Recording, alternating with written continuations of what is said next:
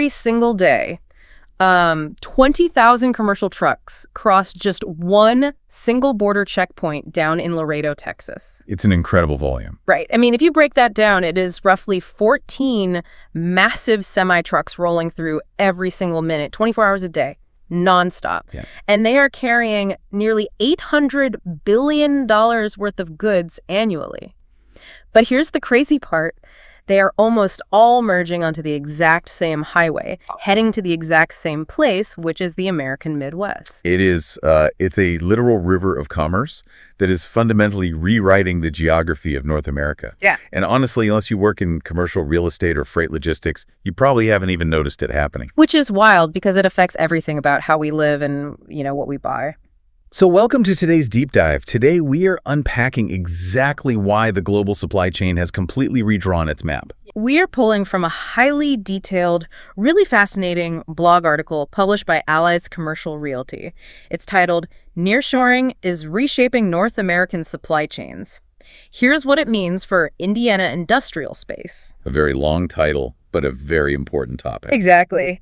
And our mission today is to figure out how a massive global panic in manufacturing is quietly turning the Midwest, specifically Indiana, into the ultimate powerhouse of North American logistics. Well, to really grasp this, if you close your eyes and just picture a mental map of global trade from, say, just 5 or 10 years ago, it was defined by these incredibly long, thin lines stretching all the way across the Pacific Ocean. Right. We relied heavily on a globally dispersed production model. Yeah. But today, right now, if you look at the data, those long trans-Pacific lines are shrinking rapidly, and the short regional lines are thickening. So things are just pulling inward. Exactly. We are moving at breakneck speed toward a hyper-concentrated regional model. I was trying to visualize how this actually works because, supply chain can feel like such an abstract corporate buzzword. It seems like for decades, the global economy was operating like a massive rubber band stretched all the way from Shanghai to Chicago. And I mean, the further you stretch that rubber band, the more tension there is, right? That's a great way to think about it. And the easier it is to snap if anything goes wrong. So a pandemic hits, a boat gets stuck in a canal, and suddenly, snap. So nearshoring feels like releasing that tension, bringing the endpoints closer together so the band simply cannot break. That is a highly accurate way to look at the mechanism of risk. The industry calls this releasing of tension nearshoring, which simply means, moving your manufacturing closer to your end consumer. Right. And the scale of this transition, according to the research in our source material, is not just a few cautious companies testing the waters. The share of companies actively nearshoring their production nearly tripled in just the year 2023. Wait, tripled in a single year? Yes. That is a massive capital expenditure for any business. You don't just pick up a factory and move it on a whim. No, you absolutely don't. At the exact same time, imports from traditional low-cost Asian manufacturing hubs dropped substantially. But the projections moving forward are even more staggering. Oh, wow. By 2026, an estimated 85% of companies worldwide expect to manufacture and sell the majority of their products within the exact same geographic region. That's almost everybody. And United States companies are moving even more aggressively. Over 90% of them expect to regionalize production by 2026. Okay, let's unpack this. If we look at the timeline here, we have to address the obvious catalyst. Why did that rubber band suddenly snap now, as opposed to like 10 or 15 years ago? Supply chains have been stretched across the globe for a very long time. It really comes down to a brutal collision of two major factors, time and tariffs. First, the COVID-19 pandemic severely exposed the foundational flaw in that stretched rubber band. Because everything just stopped. Right. When you rely on goods from halfway around the world, your transit times are measured in weeks. Yeah. When a global disruption hits, those weeks instantly turn into months. Yeah. Companies suddenly found themselves with empty shelves, completely unable to meet market demand, while billions of dollars of inventory just floated aimlessly on the ocean. Because you have zero agility. If consumer demand shifts suddenly and your product takes 6 weeks to cross the Pacific, you are entirely paralyzed. Precisely. By nearshoring production to North America, companies shrink those transit times from several weeks down to just a few days. They buy back their agility. Okay, so that's the time factor. Right, but the pandemic was only the breaking point. You also have to factor in the U.S.-China trade conflicts. Oh, right. The tariffs introduced during those disputes fundamentally altered the core mathematics of global manufacturing. They drove up the cost of sourcing from Asia so significantly that the old model of chasing the cheapest labor, well, it no longer resulted in the cheapest final product. I see. Manufacturers were essentially forced to look for a closer, more stable, and honestly, more cost-effective alternative. So if you are a corporate board terrified of ocean freight times and getting hammered by overseas tariffs, you need a land bridge. You need a place where things can be made cheaply, but driven directly to the buyer. And they didn't all just relocate their factories to Ohio. No, they didn't. The shift went directly south of the U.S. border. What's fascinating here is how international trade policy actually provided the perfect release valve for this corporate panic. The United States-Mexico-Canada Agreement, commonly known as the USMCA, provided exactly what these companies desperately needed. Which was what, exactly? A highly stable, duty-free trade framework across the North American continent. It essentially removed the legal and financial friction of crossing borders. Oh. Mexico offered the ideal trifecta: extreme geographic proximity, highly competitive labor costs, and a deeply integrated legal framework with the U.S. economy. And when you look at the sheer volume of this integration, it really puts things in perspective. The article points out that Mexico is now the United States' absolute largest trading partner. We are talking about trade totaling $935 billion. That's massive. But this brings me back to that river of trucks I mentioned at the very beginning. Because everything made in Monterrey or Juarez has to physically get to a buyer in Chicago or Atlanta. They move by truck, and they create this massive, concentrated funnel of commerce aimed squarely at Laredo, Texas. Laredo is the absolute linchpin of this entire continental shift. Here's where it gets really interesting. The Laredo statistics for 2025 are almost hard to visualize. The Port of Laredo is officially the largest inland port in the United States by trade value. Yep. It handles roughly 35% of all U.S.-Mexico trade. That is where we get those 20,000 commercial truck crossings every single day. And once those trucks clear customs, they merge onto Interstate 35. The freight logistics industry has literally dubbed I-35 the NAFTA superhighway. The NAFTA superhighway. Yes. It functions as the main artery for this new economic model, pumping goods continuously north out of Mexico, straight through the heart of Texas, and right up into the central United States. No, wait, hold on. I need to stop you right here because this is the specific part of the source material that initially tripped me up, and I think anyone listening right now might be running into the exact same logical wall. Okay, what is it? If the entire manufacturing base is relocating to Mexico, why in the world are we seeing an industrial real estate boom in the United States? Shouldn't Mexico be the one experiencing the warehouse boom? Why isn't all the concrete being poured south of the border? That is the core paradox of nearshoring, actually. And understanding the geometry behind it is the single most important takeaway here. You have to look at the spatial disconnect between where an item is fabricated and where it enters the consumer ecosystem. Okay. Mexican manufacturing effectively extends its operational footprint deep into the U.S. market. Walk me through what that actually looks like for a single product. Like, take me from the factory to the buyer. Okay, let's say a factory in Mexico produces consumer electronics or auto parts. The factory floor is optimized purely for production, not long-term storage. Right, space is money. Exactly. And more importantly, you don't want to store your finished goods in Mexico because every time you need to fulfill an order, you have to cross an international border. Border crossings, even under the USMCA, inherently carry friction, customs checks, driver changes, unexpected delays. I see. So you want the goods on the U.S. side of the border before the consumer actually clicks buy. Exactly. You push the goods across the border in bulk as fast as they are made. Once they're safely inside the U.S., you need massive mixing centers. Mixing centers. Right. These are huge facilities where products arriving from Mexico are unpacked, sorted, sometimes combined with components arriving from domestic suppliers, and then stored until a retailer or a consumer needs them. You cannot just leave thousands of pallets of merchandise sitting in the back of a semi-truck on Interstate 35. The trucks have to empty their trailers so they can turn around and go get more stuff. Correct. As more factories come online south of the border, the U.S. is forced to aggressively expand its warehouse networks, its supplier storage facilities, and its third-party logistics operations to absorb the shockwave of incoming freight. So the border is just a political line on a map. Yes. The actual commercial ecosystem requires immense physical infrastructure north of that line to function. And the data entirely backs up this concept of a spatial disconnect. The article cites research from NAIOP, For anyone listening unfamiliar with the acronym, NAIOP is the Commercial Real Estate Development Association. They track every square foot of industrial space in the country. Very closely. Their research from the fourth quarter of 2025 shows that industrial leasing activity surged by 12%. And the net absorption reached a staggering 149.2 million square feet nationwide. Just to clarify for the listener, net absorption is a really crucial metric. It means the total amount of newly occupied industrial space minus any space that was vacated. Yeah. So we aren't just talking about companies shuffling from one old warehouse to another.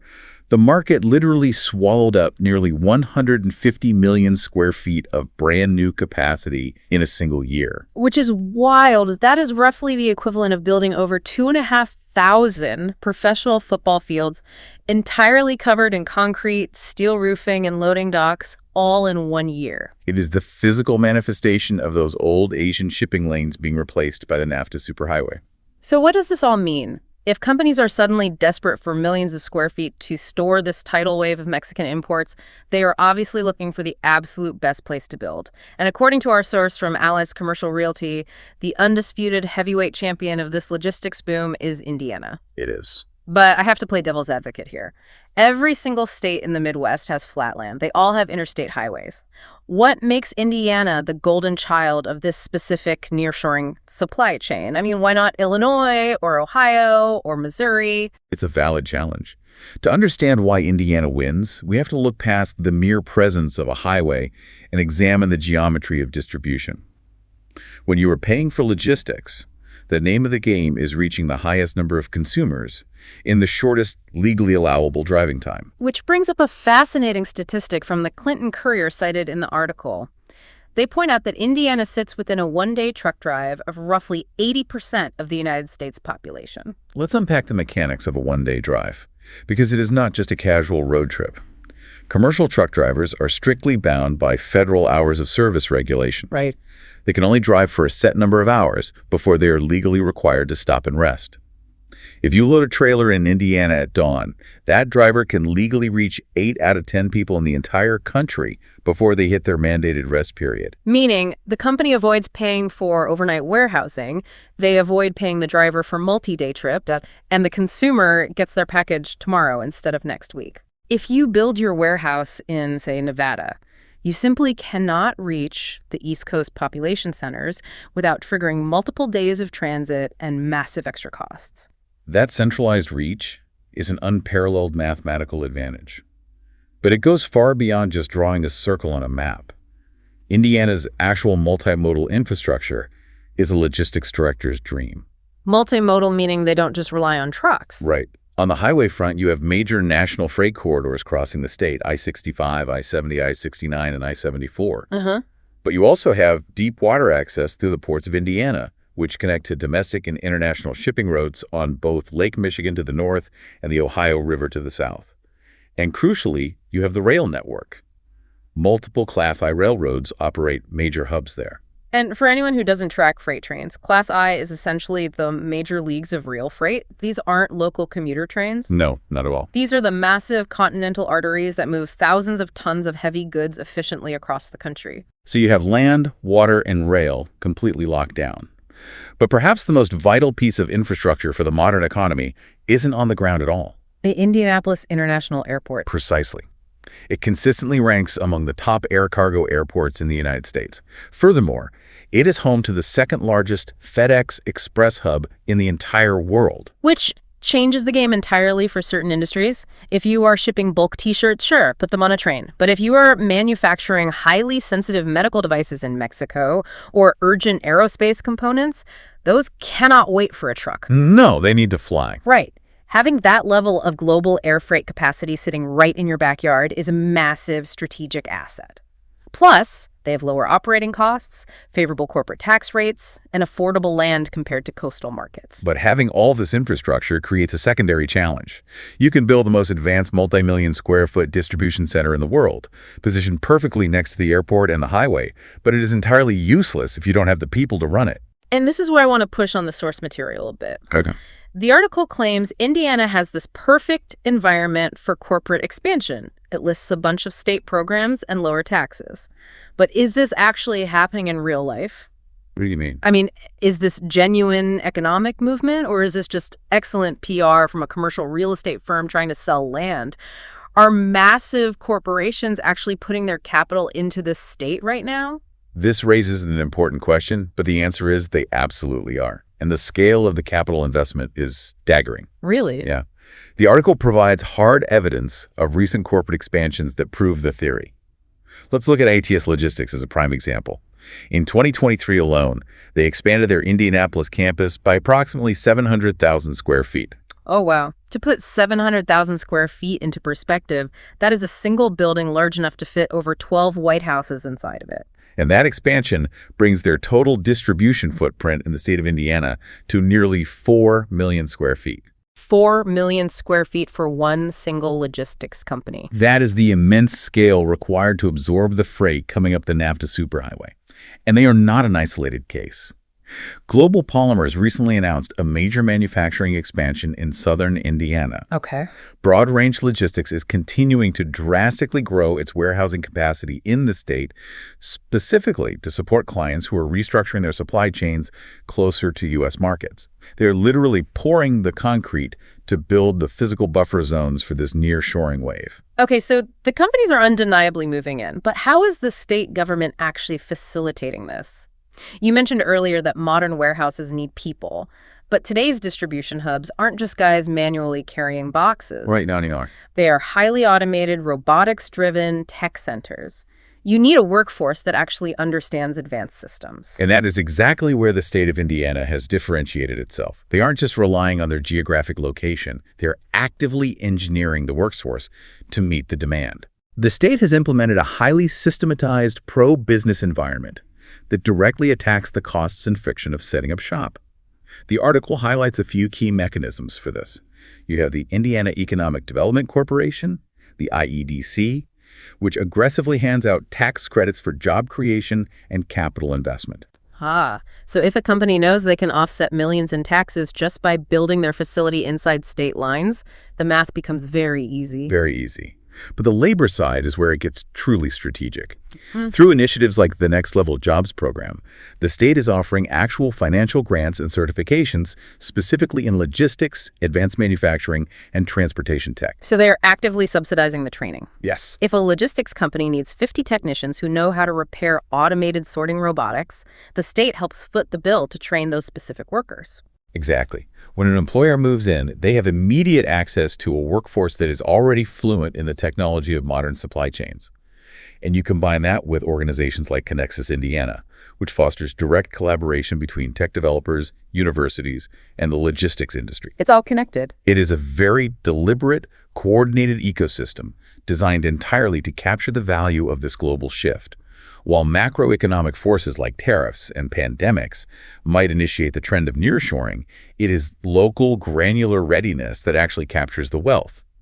Indiana structurally prepared itself to be the catch basin for this river of trade. And that brings this entire massive global concept right back to you, the listener, because understanding the invisible networks that move the physical world is incredibly powerful. It really is. If you are an investor looking at commercial real estate, understanding why a warehouse in Indiana is fundamentally more valuable right now than a warehouse in a coastal market completely changes how you allocate capital. If you are a business leader evaluating how to protect your company from the next major supply chain crisis, understanding the NAFTA superhighway is critical. Or even if you are simply a consumer wondering why your two-day shipping is suddenly so reliable again, it is because the map is actively changing under our feet. We have traced a remarkable causal chain today. We really have. We started with the very real supply chain terrors of the pandemic era and international tariff wars, which stretched the global rubber band until it broke. Right. We saw how the USMCA provided the legal land bridge for a massive corporate relocation toward Mexico. We watched that transform into 20,000 trucks a day flowing through Laredo, Texas. Yep. And finally, we unpacked the spatial geometry of why all of those Mexican goods require millions of square feet of concrete in the American Midwest, transforming Indiana into the beating heart of North American logistics. It is a profound realignment of physical infrastructure. But as we close, I want to leave you with a thought about the future, because this landscape is never static. Oh, definitely not. we have spent this deep dive exploring how physical geography, highway transit times, and the hunt for competitive human labor in places like Mexico are driving this massive shift today. But looking ahead, we are on the precipice of an entirely new disruption, which is artificial intelligence and advanced robotics. Oh, wow. That changes the math entirely. It does. As these massive, multi-million square foot distribution hubs become fully automated when the forklifts drive themselves, the long-haul trucks are autonomous, and the sorting is entirely algorithmic. The cost of human labor plummets towards zero. Right. And if human labor costs no longer dictate where things are made or stored, will proximity to those labor pools still matter? Or will the map of global trade, which just finished rewriting itself, be forced to completely rewrite itself all over again? That is a fascinating paradox to consider. If the human element is removed from the equation, does the geography even matter anymore? It is definitely a trend we will have to keep a close eye on. Thank you for joining us on this deep dive. We always appreciate you taking the time to look a little closer at the invisible networks that run our world. Keep questioning how things get to where they are going, and we will catch you next time. Get in touch with Allies Commercial Realty at info@alliescommercialrealty.com to find your ally in commercial real estate.